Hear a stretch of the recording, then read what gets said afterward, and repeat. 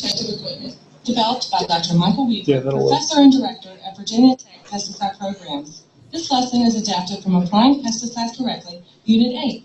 Now here's Mike to discuss personal protective equipment. Personal protective equipment, or PPE, is clothing and devices that are worn to protect the human body from contact with pesticides or pesticide residues. Personal protective equipment includes such items as coveralls, protective suits, footwear, gloves, aprons, respirators, eyewear, and headgear. Ordinary shirts, pants, shoes, and other regular work clothing usually are not considered personal protective equipment, although the pesticide labeling may require We were trying to get started and we never could get it to go all the way through. Exposure to pesticides can We cause did harmful start. effects. Exposure to pesticides, you They- need to wear they couldn't hear personal us. protective equipment. You are So legally we- required to follow that's what we've been all trying to personal do, is get protective it where equipment instructions that appear where on it'll the work label better. or in labeling. Yeah, we did. Remember, the lack We of did the about 2 or requirement 3 for slides of personal this, and that was protective all. equipment, or the mention of only one piece of equipment does not rule out the need for more protection. No pesticide labeling instructions can cover all situations. Your common sense, the information on the labeling about precautions for humans, and the tasks you will be performing will help you assess your potential hazard and to select the amount and kind of personal protective equipment you need for each handling job. Pesticide labeling lists the minimum personal protective equipment you must wear while handling the pesticide. Sometimes the labeling lists different requirements for different activities. For example, more personal protective equipment may be required for mixing and loading than for application. Some pesticide labeling requires you to wear chemical-resistant personal protective equipment. You must select a material that will be resistant for a period of time you will be exposed to the pesticide. Most chemical-resistant personal protective equipment items are made of plastic or rubber, but these materials are not equally resistant to all pesticides and in all circumstances. How chemical-resistant a material will be in your pesticide handling situation depends on the length of exposure, the exposure situation, and the chemical to which the material is exposed. Not all types of materials that are resistant to a particular pesticide will protect you for the same amount of time. Some materials will keep the pesticide out for a fairly long period of time, while others will not. Chemical resistance is often stated in terms of exposure time.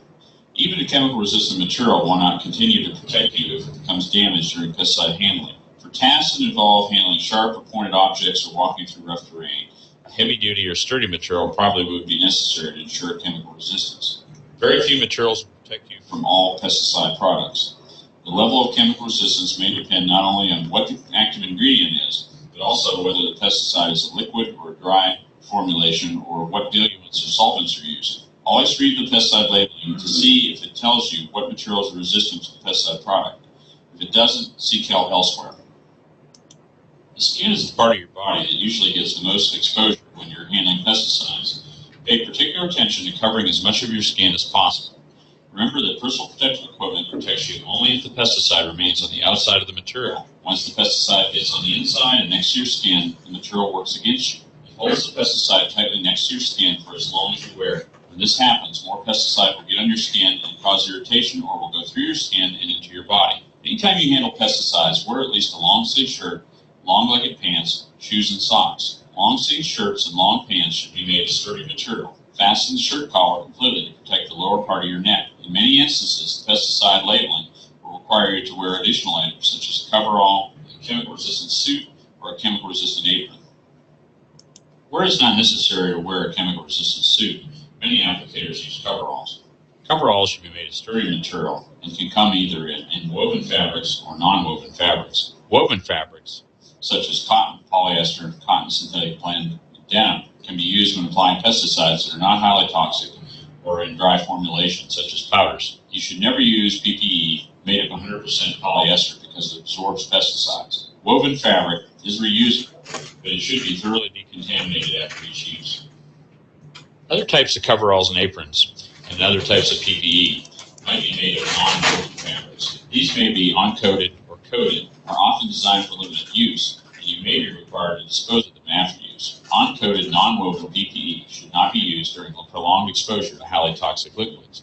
Many of these unwoven materials, such as coveralls, are no different than cloth, fabric-type woven materials. Coated or laminated non-woven fabric, PPE, is generally considered chemical resistant, and is designed to provide the most protection for all application situations, and it should be used when handling highly toxic liquids or for mixing and loading, for example. Some pesticide labeling requires handlers to wear, for example, chemical-resistant suits or other forms of chemical-resistant PPE. This usually indicates that the pesticide is very hazardous, either for its acute effects or for delayed effects, and that extra precaution is necessary to prevent the pesticide from getting on you. If you expect to be in a situation where a large amount of pesticide could be deposited on your clothing, for example, and if you'll be in that situation for a long time, consider wearing a chemical-resistant suit, even if the pesticide labeling does not require you to do so. Under those circumstances, even pesticides that are applied dry, such as dust or granules, can get through ordinary fabric and harm you. One of the most important pieces of personal protective equipment that an applicator can use are gloves. Pesticide handlers get the most pesticide exposure on their hands and forearms, so most pesticide labeling will require you to wear a set of online chemical-resistant gloves at all times while handling pesticides. Matter of fact, most pesticide exposure is from the tip of your finger to your elbow, so it's important to wear these online chemical-resistant gloves that cover that area of your hand and forearm. It's also important to wear these gloves properly and avoid contaminating the inside of them. There are a variety of gloves on the market today that applicators can use to protect themselves from exposure to pesticides. It's better to use any type of glove rather than no glove at all. However, there are a number of gloves out there that are better than others and more protective than others. Gloves that are online, of course, are important. Avoid lined gloves because the lining absorbs pesticide. They also are prone to leakage because a lot of these gloves have seams, and the seams can be a source of a leak if they're not sealed properly. And then also, the thinner gloves, those less than 14 mil in thickness, are not technically approved for use to apply pesticides. The same thing goes for lined gloves. You can use liners with gloves. EPA will allow that, but the liners have to be separable liners. And you can use any type of glove, but look at the label because the label has certain stipulations as to whether the chemical will penetrate the glove or dissolve the glove in one form or another. And all these materials have a certain length of time, a certain exposure time for them to remain chemical resistant. So you've got a variety of gloves out there. The expense of gloves ranges from very little to quite a bit, and you need to take that into account along with the ability of those gloves to basically avoid permeation. Here's a comparison of different glove types, and you'll see the different materials here, and on the left you'll see going from least resistant to permeation to the most resistant, different glove materials. Polyethylene is a material that is probably used in some of the less expensive gloves. Rubber materials, live rubber, natural rubber, latex rubber, again, is less expensive, more prone to permeation. Vinyl and PVC is a little bit better, but the gloves that most applicators tend to use are the neoprene gloves and the nitrile gloves. The butyl and the Vitin are much more resistant to permeation, and the barrier laminate glove is the most resistant to permeation. You can get away in most cases with any glove, but it depends on any types of solvents or carriers that might be in the pesticide you use, and whether those solvents or carriers, for example, can permeate the glove. And all these materials, the gloves are rated for one use of length of time or another, so you need to be aware of that. Here you see a comparison of the different types of glove materials and how they resist permeation. You'll see ratings on here, H, S, and M. The H meaning that they may be highly resistant to certain formulations. And that means that if they're highly resistant, then you should clean them or replace them daily. If they're moderately resistant, then you may have to clean or replace them every few hours. And if they're slightly resistant, if there's an S on there, you might have to clean or replace them every 10 minutes. And so you can see the trend here in terms of most formulations, dry and water formulations, all these glove types are highly resistant. But in the case of other formulations where you might have some type of a solvent in the formulation, such as xylene or some other organic solvent, or just some other type of carrier, then you might get into a situation where the gloves either have a slight or moderate resistance, or in the case of an N, that means they have no resistance. You just can't use them. And the column at the right, where it says ratings for others, you'll see a low number at the top and a high number at the bottom. It's just basically is an average of the number of ratings. And so the polyethylene gloves have a tendency to have lower numbers, and they overall are less resistant, while the butyl and Vitin and the barrier laminate gloves are much more resistant overall. So this is something that the applicator has to take into account, and there's information on some pesticide labels, particularly those with pesticide use requirements, that are very specific to glove types. Other specialty labels might not have specific information. You may have to look at the material safety data sheet, or you may have to look elsewhere or just use general guidelines in terms of how to protect yourself in these cases. Now, as with gloves, boots have similar requirements. Pesticide labeling may require you to wear chemical-resistant footwear, and in general, that's the recommendation across the board. It's very foolish for an applicator to go in and don a pair of leather shoes or a canvas shoe or a nylon shoe or even cloth of one type or another, because these materials absorb pesticide, and any of those types of materials, whether they're shoes or clothing or anything of that nature, you're not going to be able to easily decontaminate them. And footwear especially just will not give off pesticide residue. So it's important for the applicator to realize that they can't go out and use their expensive waterproof leather shoes as protection against pesticides, even though they might resist water, besides the fact that you contaminate a pretty expensive pair of shoes. So there are a variety of different footwear in the market that are chemical resistant. They're much less expensive than those expensive waterproof boots you might have. And the best type are similar to the gloves. They should be online. They should cover your foot and go up your leg to mid-calf, and then they should be something that you can slip on and slip off, usually over another pair of shoes. So you can wear your good shoes, but you need to cover them up. The boots themselves should not have any type of ornaments on them that might absorb chemical. And when I say ornaments, I might mean ties or clasps or anything like that. So they should have a fairly simple set of clasps that can be cleaned up and decontaminated. They should have no little nooks and crannies that might hold chemical. And again, they should be online. If you're exposed to pesticides from above or just need to protect your head and neck, there are a variety of hoods and wide-brimmed hats that are on the market that will help you keep pesticides off these areas of your body. There are also hoods that are incorporated into many of the chemical-resistant suits, particularly some of the non-woven type materials. And these could be very handy at substituting for a hat. Any of these types of materials should be online, and they should be easily decontaminated. Here are a variety of different hats. These examples show you both hard hats and soft type hats. The hard hat has been one particular standard that has been recommended to pesticide applicators for a long time, and a lot of times applicators are not too excited about wearing hard hats. It's often equated with construction clothing and hats, but the hard hat is recommended for several reasons. One is it protects your head from running into objects or overhead structures and so on. When you're wearing goggles or you're wearing anything that limits your vision, you are prone to this type of accident. The other thing is that a lot of these hard hats are online, and they can be easily decontaminated, and they can be set up to also add a face shield on them so that you can then use it for mixing and loading in addition to application. There's also a sou'easter hat here that is used, often equated to the type of hat, or is the type of hat that fishermen might wear. Those should be online hats. A lot of these have linings, but the idea with this particular hat is that it protects your neck and the back of your head very well, and it also has that wide brim to allow liquid to kind of flare off of you rather than run down your face. In addition to hats, we might also see applicators wearing some type of a face shield, or you might see applicators wearing goggles, or goggles of one type or another. Be careful with choosing these types of things. One is, again, you need to choose something that's easily decontaminated.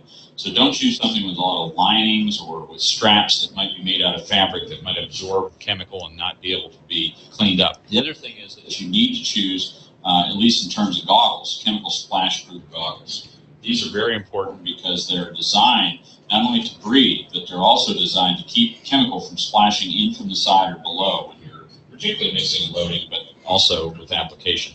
Plain old safety goggles, as seen here in the upper right-hand corner, are not generally approved, but these chemical safety goggles are sometimes used, and they're better than no eye protection at all. But the best eye protection are chemical splash-proof goggles, and then if you're mixing and loading a visor or a face shield as added protection to you. You could use goggles with that, or you could use them without it, but it gives you much wider protection all over your face. Now, one area of the body that's very absorbent to pesticides, in addition to your skin, is the respiratory tract. It's often said that the lungs and your whole respiratory tract cover more area than your skin, and that's probably true. We don't have a lot of applicators that inhale pesticides and are affected directly by them, but the applicators do inhale residues, and it's something that those residues, depending on the micron size of the particles, may end up in your lungs or they may not. Our body is built to protect us from respiratory hazards, but it doesn't do that good a job. So it's important for applicators to know this, and they need to look at the pesticide labeling to determine, for example, if they have to protect themselves from particularly the vapors that are out there coming from a lot of these pesticides. So you may have to use some type of respirator. The labeling may require you to use specific types of respirators. For example, if there's air-limited applications, such as in a fumigation situation, you may be required to use an air supply respirator. In most cases where there's air available, where there's oxygen available, then you might be required to use an air purifying respirator, which would filter the air for you and protect your lungs. Here are several examples of air supply respirators. One is an independent pack that you strap on your back, similar to the type that firemen might use, which you have a limited air supply, and it allows you to enter for example, a fumigated area where there may not be oxygen available for you to breathe, or you may be breathing toxic gases, so you definitely need to have another type of air supply. And then the other type attaches you to a line, so you're tethered to that line, and then it goes outside the area that you're working in, that contained area, and it attaches to some type of a pump that pumps air to you. And this has a little bit more long-term use. You still are limited in how long you should be in these enclosed areas. These are OSHA requirements, but the issue here is that you may have to, and you may not be able to enter those areas without some type of an air supply. For situations where you may have a hazard present that might be a particulate, or might be a mist, dust type material, or it may be a gas or a vapor, applicators sometimes are required to use air purifying respirators. A lot of times the pesticide label will require this. A lot of times it might not. It may be up to you to determine whether the situation warrants the use of these types of devices. In any case, they're not something to take lightly, because respiratory protection is something that's rather complicated. There are a variety of these on the market. There are passive devices, such as the one on the left, which requires you to actually pull air through it to do the work. And it requires a proper seal around your face, and you generally need to have someone, such as an industrial hygienist or someone that is well knowledgeable, well schooled in the use of respirators, help you determine whether you're using one of these properly. And so you need to be fit tested, for example. The respirators are often called cartridge respirators because they have a cartridge on them that filters out the particulates and filters out those vapors. And there's usually a pre-filter that takes out the particulates and a generally central filter that will be rated for one type of vapor or another. For pesticides, there are specific filters. For asbestos, there are specific filters. And for other types of chemicals, there are respiratory hazards, there are specific filters. So you have to know what filter to use. You have to have that specific vapor cartridge filter on there. It has to be the right one to match the respirator. It is rated for a certain period of time, so you can't just leave these on the respirators and use them all the time. You have to maintain the respirators, including clean them and check the valves and check all the complexity of the respirators, including the straps and how they fit and so on and so forth. So there's two types of respirators here. The cartridge respirator, the one that's shown here is a half-mask respirator. There's a full-face respirator that has eye protection, pretty much covers your whole face. And then there is a powered air purifying respirator, which is the one on the right, which is a full-face type mask, but it supplies the air to you. You don't have to pull the air through that. So it's a non-passive type respirator. You are not required to do all the work. And this works for people who have beards, because the other type of respirator won't seal on your face. This one will. It actually doesn't require a seal because it's actually pumping filtered air to you. And again, it depends on those filters. The filters have to be changed just like any other respirator. These are much more expensive than the other respirators. And the other issue here with all respirators is that they're made of different materials. Some are even disposable. Depending on the material they're made of, you might pay a lot for a respirator, you might pay very little. It comes back down to that point of you get what you pay for. Don't overlook the issue of you needing a respirator, and whether or not you can actually wear a respirator, that's another issue. Your health has a lot to do with this. If your pulmonary tests, and the doctor would tell you this, don't lend you to using some of these devices, such as if you have lung restrictions. You may have been sick, you might have asthma, things of that nature. You may have just restricted lung capacity, then you may not be able to wear, particularly these passive type respirators. And you may not be recommended to do any type of situation where you're applying pesticides or coming into contact with irritants, particularly if you have asthma or some other illness. On all PPE, whether it's respirators or clothing or boots, gloves, what have you, you have to maintain them. Some of these devices are designed to be disposed of. They're not designed to be cleaned and reused. And you have to discard them, and you need to follow the directions on discarding them because you can contaminate yourself with pesticides if you decide to reuse them. Others are reusable. They might be made of some easily decontaminated material, such as rubber or plastic, and they're designed to be cleaned properly. Even there, though, they have to be maintained and can be maintained for a certain period of time. But after a certain point, whether they start to wear, or whether they start to crack in some way, or whether they don't work properly anymore, you have to discard them and replace them. So be aware that even though you have these devices, it can be decontaminated. And there's also a school of thought that not everything can be totally decontaminated, particularly certain types of clothing. Then you have to know that there's an end point for everything. Don't keep something around for years and years and years and decide that you can just keep washing it off and cleaning it off, because you'll have residue there and the device may not be working properly anymore. Now, what about maintaining some of these pieces of PPE? Now, here you see an applicator washing off gloves, and that's very important. Before you take a pair of gloves on, you need to decontaminate it. You just can't remove the gloves, and if you do, you're going to have at least one hand, unless you have glove liners of some type that are chemical resistant, you'll have at least one hand that's going to touch a contaminated glove. So you need to wash those gloves in soapy warm water, and you don't need to use extremely hot water. Usually that water has to be under 110 degrees. The reason for that is on many of these materials are made of rubber and plastics. If you get it too hot, you can affect the rubber and plastic. And on respirators, you can actually warp them and damage them in some ways. So warm water, but not extremely hot water, soapy water, clean them off. The process is just like cleaning your hands. You go through a whole process. You take care of your gloves, you take care of your boots and the rest of you, and then you go through a sequence of removing those items.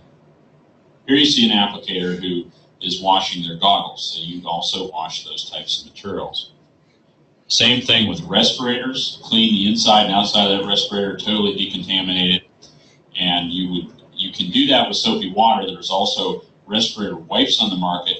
There are a set of respirator standards on cleaning respirators, and the wipes are usually non-alcohol type wipes because, again, some of these chemicals, such as alcohol, can affect the seal, particularly on respirators, and affect some of these rubbers and plastics. Again, it comes back to making sure you read the manual and information, label information associated with these devices, read information available to you through the National Institute of Occupational Safety and Health, and OSHA. A lot of this stuff is on the website. Be aware of what you're doing when you decontaminate these things. Do it properly and make sure that you do decontaminate them.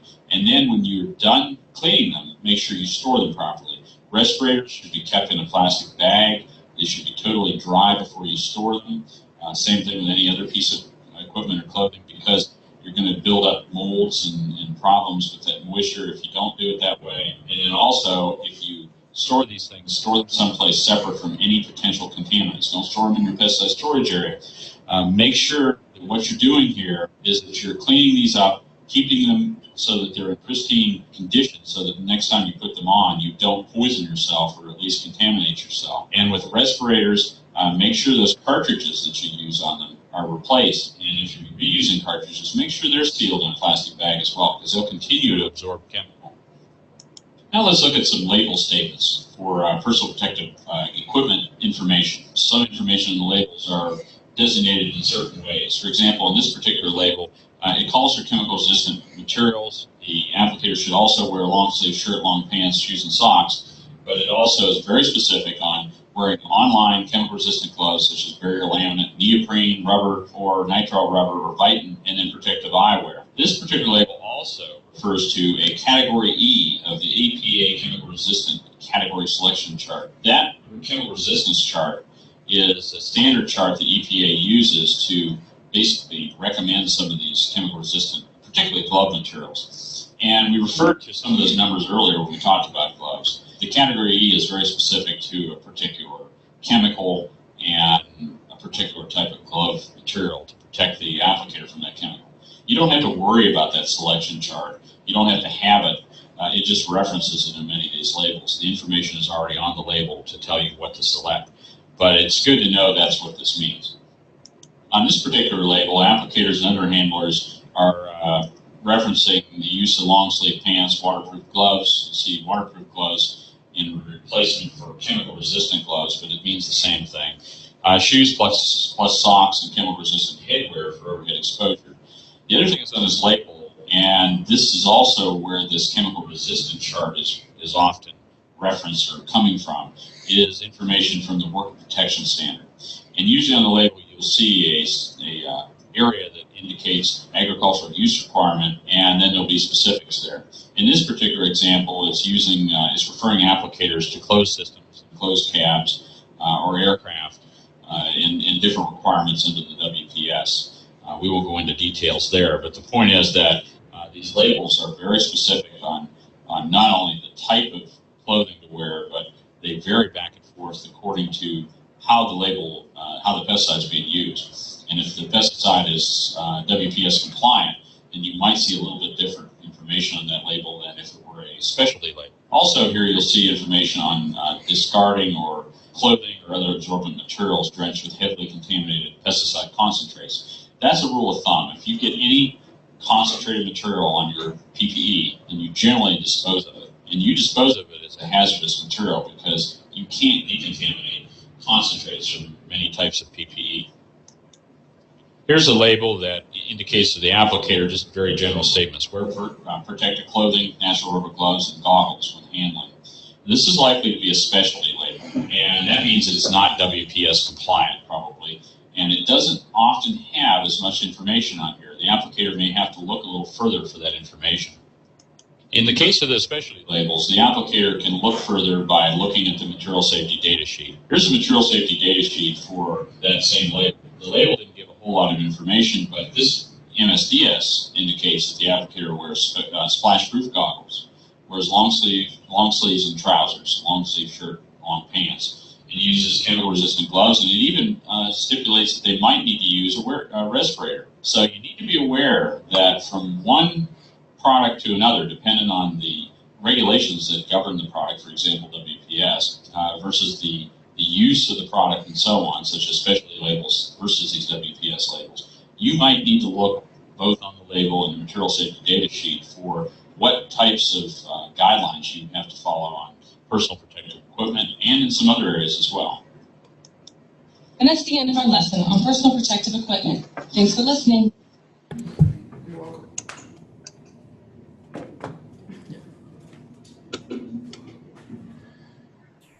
Tom, are we back? Yes, we are.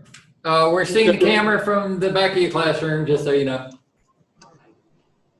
That fix it? You got to talk a few seconds for the screen to switch back. Okay, did that fix it? Yes. Okay.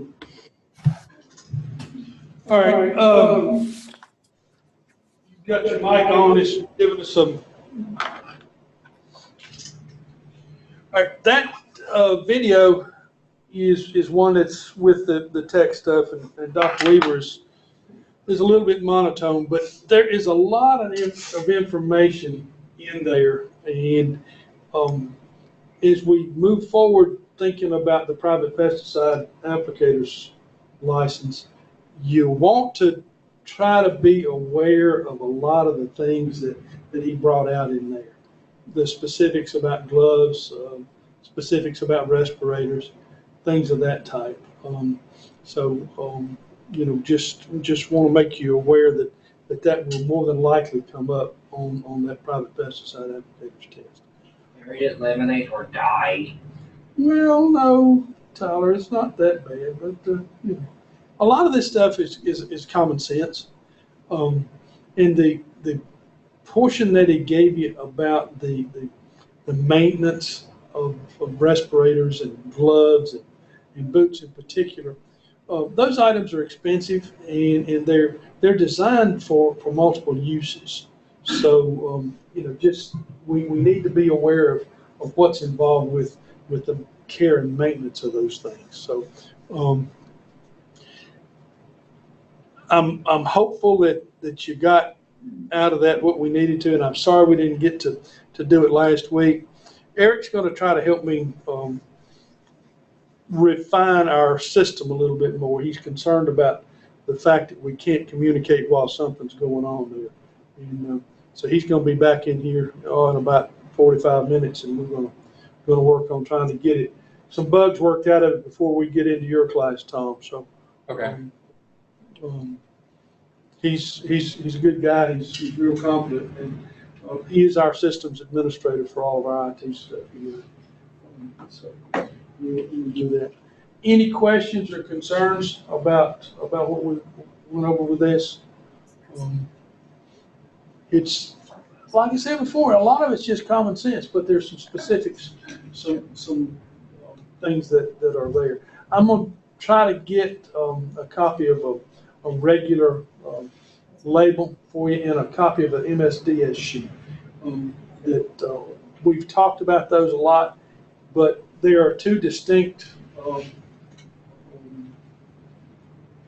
publications, and they have some different information on them, and you need to be aware of it. And I may have failed you a little bit by not getting that to you before now, but I was thinking about it while we went into this, so I'll try to remember to get that done. Yeah. Mr. But please. Sir, I wanted to ask you, OSHA, the Occupational Safety Hazard Association? Health Administration, yes. Yeah, Health Administration.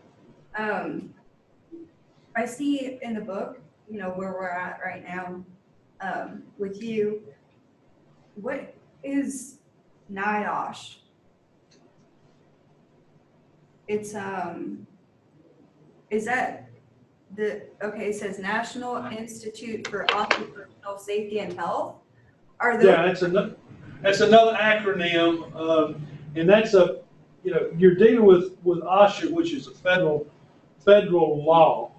Okay. And I'm not sure about that one, what you asked about, but it's basically the same thing. It's a national organization that supports that, I think. It's what we're looking at. I was wondering if it was if they were both still like separate things, or if that was the new OSHA. No, I think they're separate. One of them is a federal regulation that's in the Occupational Health and Safety Organization. That's the group that enacts or enforces that element, and the other I think is a separate organization, but they're sisters. They're similar. Yes, sir. Thank you. Okay. Yeah, anytime. Yeah. Any of you got questions, don't hesitate to ask. If I don't know, we'll find out what it is. Which we had a weird sidebar in here, just a fun sidebar for a minute during the video. It was related to when he was talking about the boots and stuff. He's like, make sure there's no extra ornaments, and they even went down to strings and flaps and that kind of thing. But then Carolyn, she pulled up a thing on her phone. She was like, I could like eBay or Google Shopping or something, searching for gas masks. And she came up with some rather decorative, cute, fun-looking masks with like whiskers and that kind of stuff. And she was like, we were like, what's the deal there? And the unfortunate conclusion that we came to is, it's a backwards form of a gas mask, because I learned this a couple of years ago. There's some football player right before the draft that got busted. He was using a gas mask as part of a bong thing for either smoking crack, smoking marijuana, whatever. So all of the fumes were contained, so he breathed in all 100% of what was being used there. So the external ornamentation didn't matter because nothing was going out. This is a filter working from the inside instead of working from the outside. So if you're shopping for gas masks, don't go for pretty. Yeah. And I think of what his idea was with the buckles and so forth, primarily relative to the footwear.